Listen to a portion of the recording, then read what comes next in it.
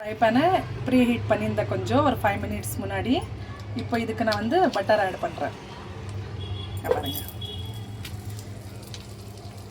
பாருங்கள், நீங்கள் பாருங்கள் நல்லா மெல்ட் ஆகிருக்கு பட்டரு.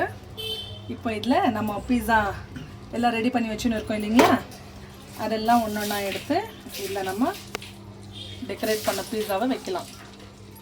டெக்கரேட் பண்ணி அப்படியே விழுந்தான் அத்தை,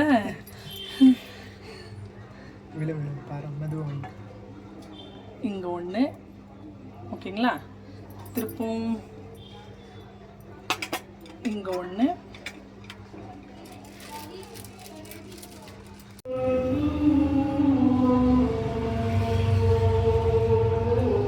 இப்போ இதை மூடி வச்சுட்டு நல்லா 5 மினிட்ஸ் நல்லா அந்த சீஸ் எல்லாம் மெல்ட் ஆகி நல்லா குக் ஆகட்டும். அது வரைக்கும் விடலாம்.